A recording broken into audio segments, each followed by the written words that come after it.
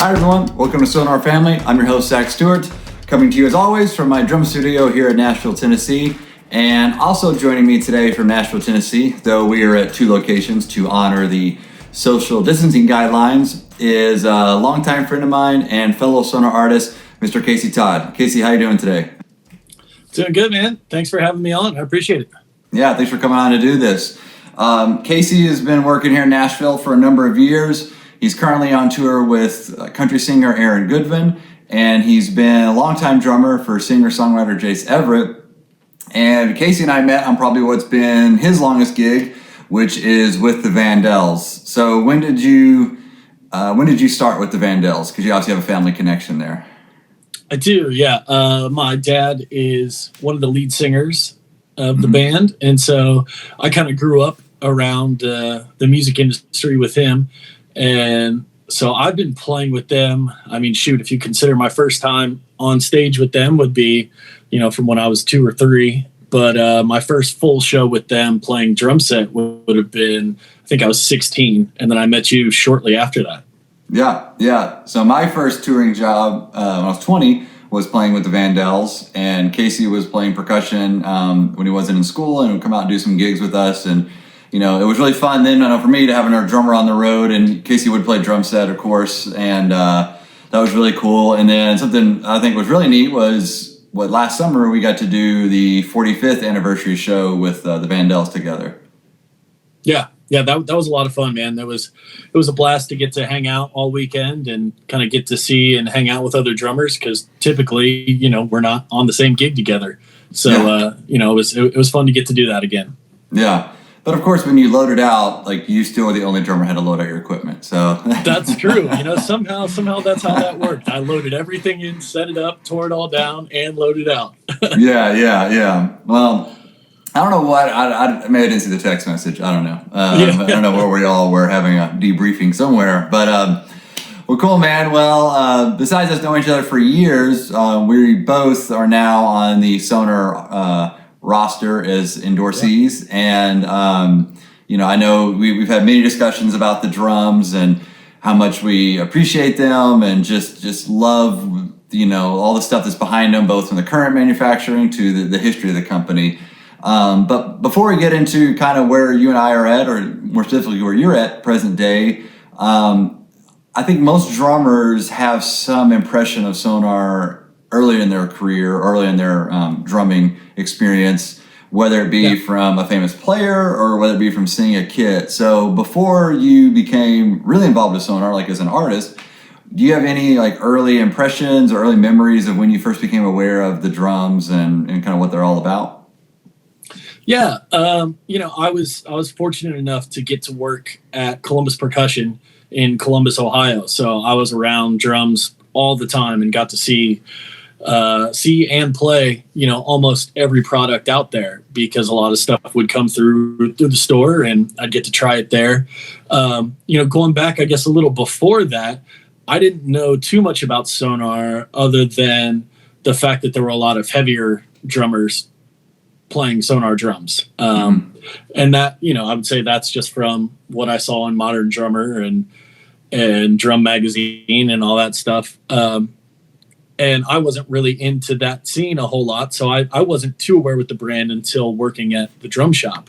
But I remember us getting an SQ2 kit in and getting to play that in the shop, and was just blown away by, number one, the finish, the quality of the drums, how easy they were to tune up. Just right out of the box, they were great. And I know you and I have talked about before. I remember seeing the inside of the drums, the inside veneer of the SQ2 kit. On this kit, it was a custom kit. And but oh man, I'd never seen the inside of the drum be so beautiful. It was pretty amazing. And while working at the drum shop, we used to do an event called Drum Days every year. And it was kind of like it was kind of like what the Modern Drummer Festival was as well. It was just we were doing it in Columbus. And one year, each year, the employees would tech for a different artist. And that year I was assigned to JoJo Mayer. And so I got to see up close and personal JoJo playing one of those SQ2 kits. And, I couldn't have asked for somebody better to sit behind and get a master class on Sonar. So yeah. Those experiences are funny. I won't go into it today, but I can give like my first like 3 or 4 encounters with Sonar, whether it be in a store, a clinic, a performance. But one in particular was at a club called the Baked Potato in Los Angeles, which is a very small club. And it was Danny Carey was playing a gig, one of his side projects. And I sat the Baked Potato. You're basically sitting right there. There's no like stage of, separation, like a barrier or anything. So I'm sitting at a table. He's feet in front of me playing one of, I think it was a double bass kit, like probably an older kit, like a phonic or something, or signature kit. And I just remember this one floor tom, like he just wailing on it, and like I remember all this stuff, and none of it moved, and it all sounded great because I could hear it. That room's so small, I could hear without the microphones, and I was like, these drums are awesome. This is what I want to play. Like it was that just seeing it in person. So yeah, I think that's great when you can actually put your hands on the drums, see them firsthand. Yeah. Whether it be the finishes, get inside the drum, or when you can see a great player like JoJo get behind it, who wouldn't be a fan at that point. After, seeing the drums with JoJo playing them and checking them out when you're working at the store, your career then went on as you became much more of a full-time player. How did you get involved to the point that you became a Sonar artist? Yeah, with that, it was from getting backline kits in basically in different countries. So I was touring a lot in Canada and in Europe, and everything was fly dates at that point. So I wasn't taking my own drums at all, and basically just relying on the backline companies to supply kits for us. And at the time, I had 2 Slingerland kits that I was playing, and so I wasn't with any current company or playing any new drums at the time. So I didn't have any specific backline requirements as far as brands go. And so with that, I just kind of rolled the dice with whatever they brought, and was lucky enough to get to play a lot of different Sonar kits. And that's kind of how I began to just really enjoy the drums, just because of getting there. And, you never know what you're going to get, but the Sonar drums always tuned up so easily, and I could get the sounds that I wanted. The quality was always good, no matter whether it was a kit from the 80s or a current kit, or if it was a Chinese-made kit or a German-made kit. Like, they all seemed to have the same ease of tuning, and they all sounded great. And then from there, ended up doing a tour in Germany, and had a good friend, give a shout out to my friend Stocky. He set it up that I could tour the factory in Germany. Nice. And that's where, once I saw that, I'd already loved the drums, but seeing the factory and seeing just the quality control and the attention to detail, and just how serious everybody took their job over there. Everybody just wanted to make sure that they put out the best product that they could. And that just made me fall in love with the place. And also how small it was. I expected it to be a big manufacturing facility, and it really wasn't. It was a really cool facility. Yeah. Yeah, it's a great, experience to go there. There's a few videos that go on YouTube. I think Drumeo and Sweetwater have done some documentaries or little videos, and that's really cool to see it in the process. Because I know there was an older one, but I believe it was in German. So unless your German's up, mine's not. You might want to watch the ones that are in English for those of you who speak English. But I was there a few summers back. I think it was 2017, and same experience, man. Just seeing the care that went into, obviously a drum sound starts with the shell, and that was what blew me away, was seeing the guys in the shell department. They're not just people who, I signed up for the job and a couple months training. I believe it was explained to me, and don't quote me on this, but they have to even have like a 2-year woodworking apprenticeship before they can even be hired. Yeah. And then they have to spend a lot of time training in the department of manufacturing drum shells and the way that the Sonar manufactures them. So that was for me, like huge to see that. Like I had no idea it was that level of hands-on. I mean, there's obviously, I knew it wasn't all a bunch of robots, but you know, you hear some people talk about handcrafted, and I think that phrase is used loosely. This stuff's handcrafted. You know, these guys know if a ply feels a little bit thicker, they're going to make this adjustment. I mean, you're watching guys really make something with their hands, and you know, almost felt like a piece of, even though they're making the same size drums for whatever line at that time, it really felt like a piece of art of each one they made, you know, because there was still some inherent thing that was unique to just that shell. But of course, it's also a standard. It wasn't, you know, how it was explained to me as well, is it's not just a job, you know, it's a lifelong career for a lot of these people. You know, once they start there, you know, that's where they retire, and that's amazing, you know. Yeah, I think you can't replace that, you know. I think it was someone made the joke of like, I've been with the company 10 years and I'm one of the new guys.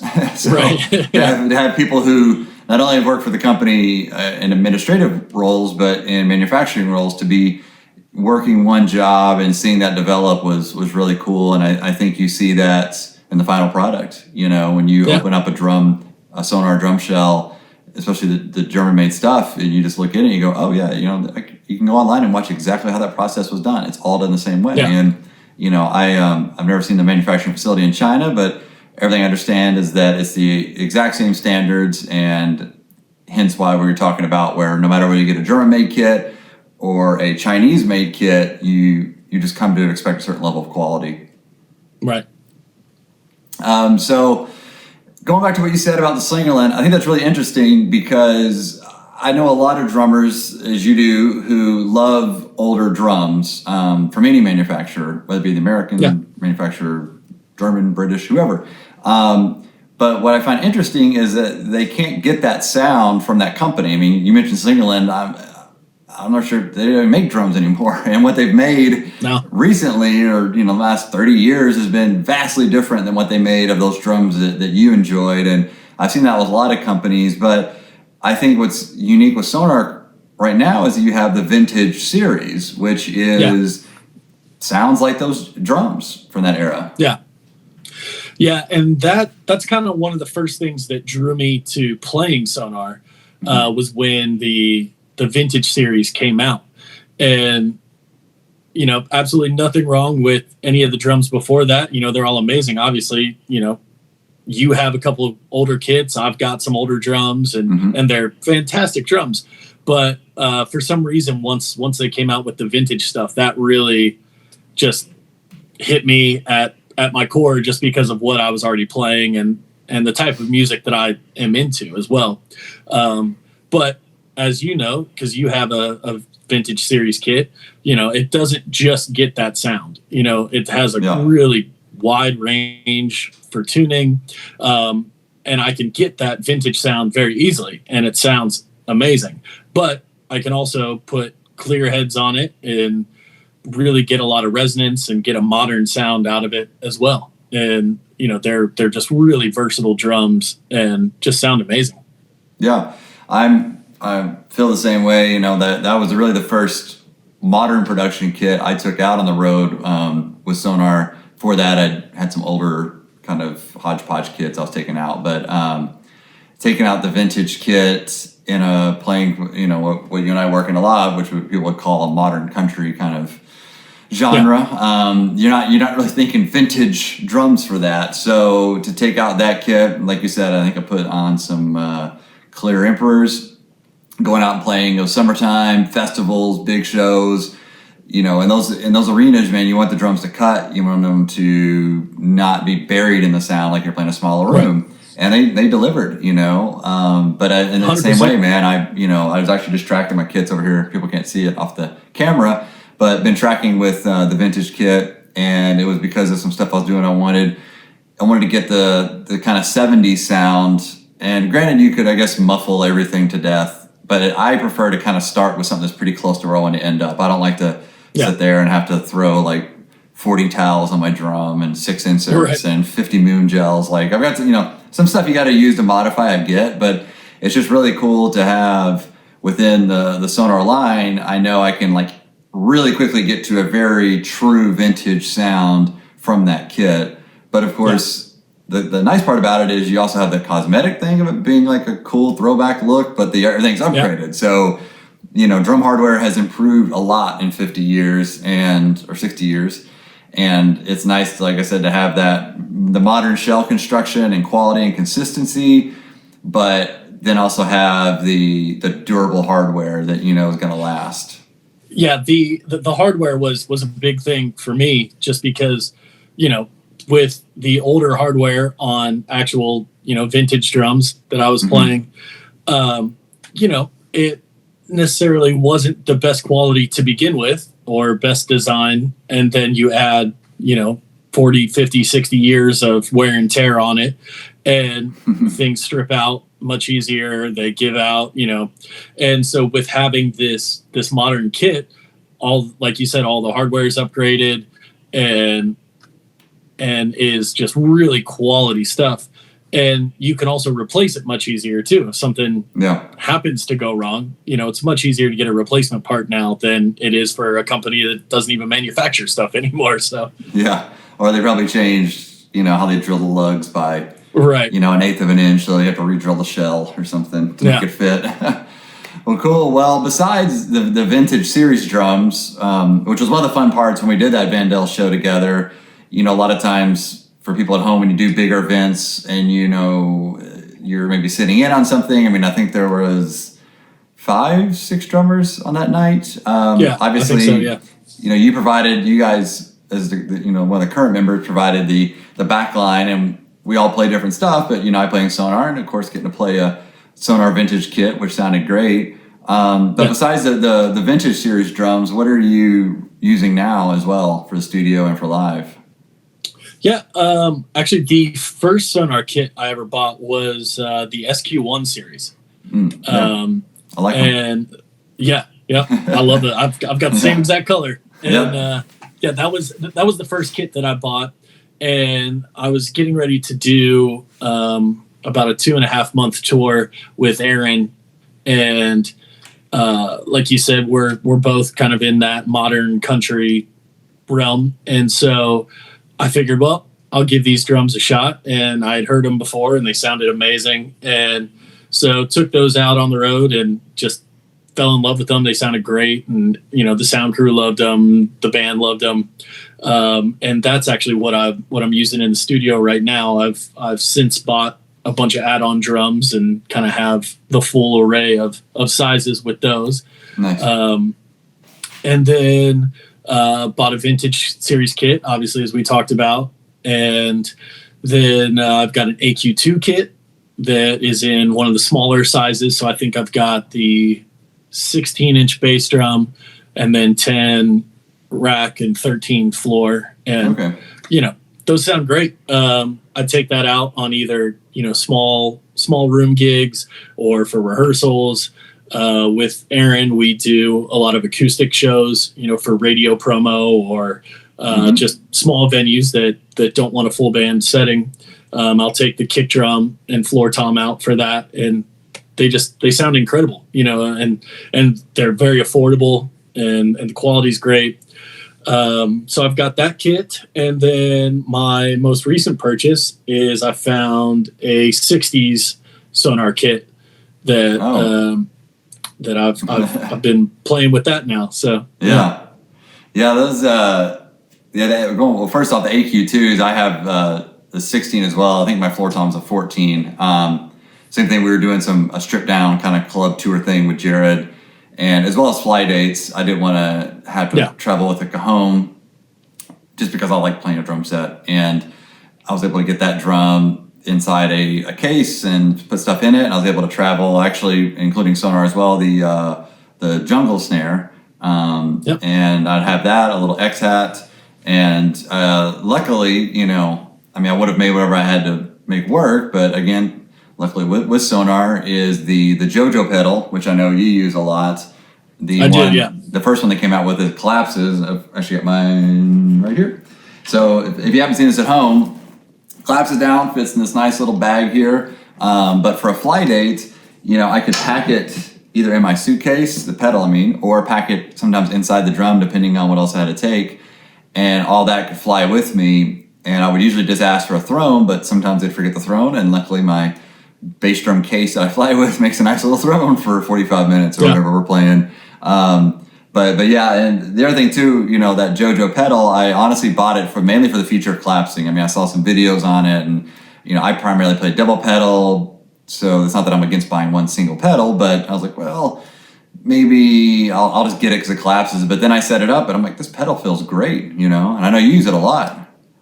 I do, yeah. That's my main pedal all the time. Whether or not I'm using my own drums or whether we're on a fly date, I'd take that pedal with me everywhere. And that's, that I think that's actually the first piece of Sonar gear that I ever bought when they came out with that, just because I liked the feel of it to begin with.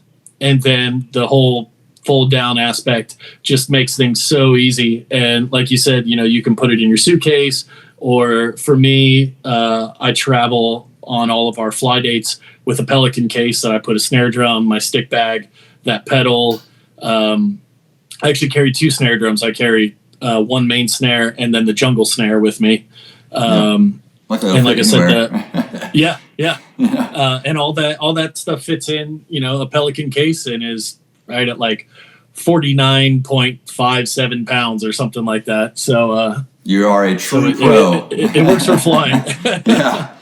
For those of you at home, when you do fly dates in the music business, it is a skill set that is quite admired to have your checked luggage be under 50 pounds, because as we all know, music gear gets heavy very quick, but you don't want, even if someone else is footing the bill, you don't want every time they look at their expense report to be like, man, it cost us $80 to fly this guy anywhere in his luggage, So yeah, if you can get it down to 49, I can't remember what. I weighed mine a few times, did the whole stand on the scale, hold the case with the drum and everything, and okay, I only put this mount, and I even cut down one of the mounts because it only goes this far. It was I did a lot to get it to 49 something. So if they tell me it's 51, I know that the scale is incorrect, or I can raise a stink with them.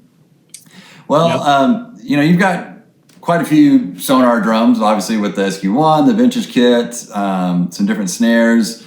This is kind of like why I'm starting these is for other people at home to get an idea about the drums, but also for me, I've got a ton of Sonar drums, and I love learning about what drums other people use in what context, because kind of like you said with the vintage kit, I think a lot of people would the perception would be that that's only for vintage stuff, for jazz or for quieter gigs, but here we are both talking about how we use it when we're playing really, really loud gigs and the drums work. Yeah. So when you are picking a kit or picking a snare drum, what's kind of your go-to for, like, if someone said, hey, Kasey, we're going to play the 5-spot, you got to bring your own kit, we're going to play an hour, and the music's, we're not talking about extreme music of jazz or speed metal, it's just more kind of down the road of, down the middle of the road of what you usually play. What would be kind of the go-to setup or go-to drums you would take with you for that? My go-to setup, and as we've talked about with all these kits, is how versatile they are. First off, for me, it's going to be level of convenience, which sounds lazy, but it's true, because I've got a kit set up in my studio, and then I've got, other drums, and like I said, like they're also versatile. I can make them work for almost any situation. So depending on what kit I have set up in my studio, whether that's the vintage series kit or the SQ1, I'll take whatever the opposite of that is. But typically my setup will be either a 12 or 13 inch rack tom, normally a 16-inch floor tom. But if it's not too loud, so sometimes I'll take a 14. I do love a 14 floor tom. So it really just depends on the gig. But yeah, somewhere like 12, 13 rack, either a 14 or a 16 floor. And then I love 20-inch bass drums. So if I'm playing somewhere locally, typically I'll take a 20-inch bass drum. If I'm playing bigger shows, like say an arena or doing, festival dates, I've got a couple 24s that I love and will take out. So, having a go-to is tough because I don't really have a go-to as far as the kit goes, because they all sound so good. And I know that's like a cop-out, but it's true. It really is. And I really mean that. As far as snare drums go, I would say that my first choice snare drum-wise is just kind of as an all-around workhorse drum is the Phil Rudd snare, which I'm not sure if that's still in production or not. I don't know. I don't know. Yeah. I'm sure somebody can comment on this and say whether it is or not. Yeah. And, but yeah, that's a great snare drum and very affordable and works in any sort of situation. I've also got a vintage series snare and an SQ1 snare that both of those are really great. The SQ1's a little bit deeper, so, you can get a little more meat out of that. Mm-hmm. And so I always take 2 snare drums with me. So normally it'll be the Phil Rudd and then normally the SQ1, sometimes the vintage. It just depends on what I want to grab that day. And like I said, with Aaron, I play the jungle snare as a side snare on all the gigs. So if I'm playing more of a modern thing that I need that kind of loop sound, I always take the jungle snare with me. I do have a really cool highlight snare that's 8 inches deep that just sounds killer, man. It's like, it sounds great tuned up, but also like right now I have it tuned really low and just that thuddy kind of ballad snare. And, it sounds killer. I, as well as you, have kind of, fallen into that eBay rabbit hole of just constantly looking for old Sonor snare drums and making bad choices late at night by buying all the drums. So we won't pan around the room here and show you what I've got sitting around, but man. Well, we're joking about it, but the thing about it, and it's something I've said to so many people, is that when you're talking about buying Sonor drums that are older ones, maybe not be current production stuff, you can't go wrong as long as the drum wasn't damaged or something. Because I always say to people, like, tell me when Sonor made bad drums. Companies that have been around as long as Sonor, there wasn't a time. Yeah, they've all had weird eras. Sonor's coming up on 145 years, so there's no one as old as Sonor currently making drums. But even the companies that are maybe 100 years or so, 75 years, whatever. We can all kind of point to an era maybe when they were bought and sold by somebody, and people kind of go, oh yeah, it was great then it kind of got a little questionable. And obviously there's lines of Sonor that maybe the times have changed as far as like in the 80s having the square size toms. That's not necessarily what people use nowadays, but as someone who has those square size toms, they sound great. And if it wasn't for the sake that I don't want to have those drums have anything happen to them, I would take them on the road now and use them. Because like I said, it's a great drum. It's well built, and when you have that super solid quality, you can get whatever sound you want out of it, and it works in any style you're going to do. Yeah, Zach, I will say that I don't think that you or I have reached the point of a problem yet, because I tagged you in that post the other day that we saw online of a guy that had, man. I don't know how many snare drums he had, but it was probably 20 something Sonor snares that I was very jealous of his collection. Definitely a collector for sure. People, you can go online, and people who watch this probably go to all this stuff. You have to check out the Sonor Drums group on Facebook. There was a guy who was talking about thinning the herd, and I think he had 2 or 3 signature series kits from the Horselink signature drums in the 80s, both in the Babinga, which is what I have, but also the Makassar, I believe that's how to pronounce that.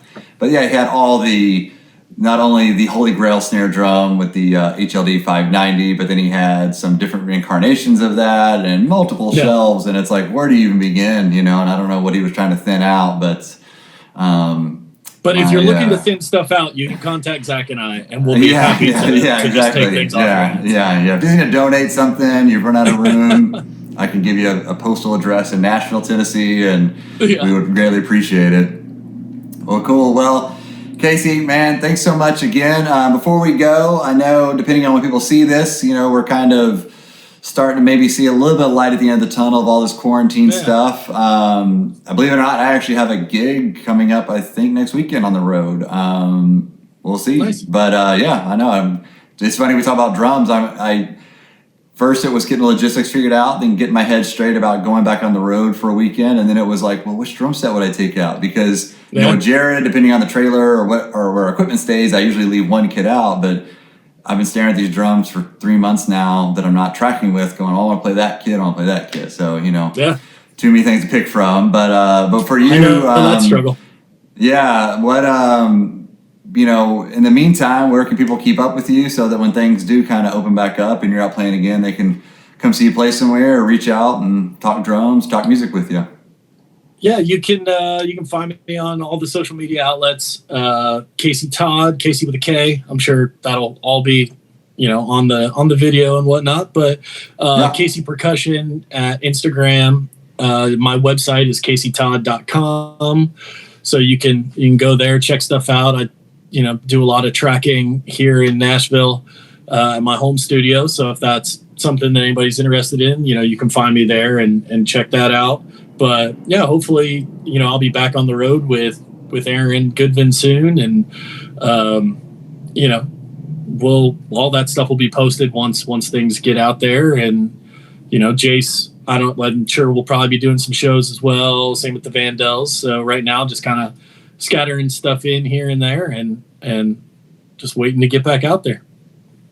Yeah, no, I think we're all chomping at the bits. It's what we had to do to keep ourselves, to keep society safe. But I think we're all ready to get back out there and play some drums. Well, again, man, thank you so much for doing this. It was great to talk to you, even though we've had many discussions over sushi and Indian food about drums, and in particular SONOR drums. Even today, I think I learned a few more things about your setup and stuff. So like I said, these, this whole SONOR family thing, it's as much for people who might want to learn more about SONOR artists as it is for me to talk to fellow artists and find out what they're using, how they're using it, and give me some ideas. So again, Kasey. Yeah, and if anybody has any questions, about gear or setup or anything that I'm using, or I'm sure, that Zach's using, please feel free to hit us up. We're more than happy to answer any questions and chat about drums. So yeah, for sure.